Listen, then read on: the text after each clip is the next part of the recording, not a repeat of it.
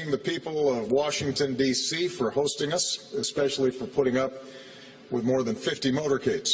And I will make one promise to the people of this city: I will not hold another one of these summits in another 6 years. 14 nations and Taiwan, countries as diverse as Argentina and Chile to Libya and Turkey to Serbia and Vietnam, have now rid themselves entirely of highly enriched uranium and plutonium. In particular, I want to point out again that successfully removing all of Ukraine's highly enriched uranium 4 years ago meant that the very difficult situation in Ukraine over the past 2 years was not made even more dangerous by the presence of these materials. Pride in our achievements. Nevertheless, as I said earlier, our work is by no means finished.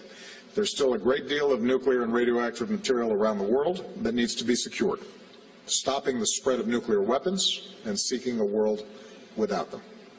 In recent days, there's been no shortage of analysis on whether we've achieved our vision, and I'm the first to acknowledge have in fact followed the implementation steps that were laid out. And as a consequence, sanctions related to their nuclear program have been brought down. Explosive materials are being loaded onto trucks, and individuals are engaging in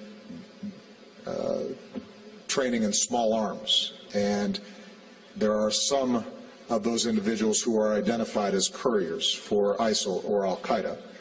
Then, based on those evaluations, a strike will be taken. But civilians were killed that shouldn't have been. I think that over the last several years, we have worked very hard to avoid and prevent those kinds of tragedies from taking place. A carnival atmosphere in their own politics want sobriety and clarity when it comes to U.S. elections, because they understand the President of the United States needs to know what's going on around the world and has to identifying threats of chemical weapons or biological weapons, to diversifying the economy. We have not seen the kind of progress that I would have hoped for with Russia. The good news is that the possibilities of progress remain. We are abiding by START 2. We're seeing implementation. And although we are not likely to see further reductions during my presidency, my hope is that we have. Thank you very much, everybody. Have a good weekend.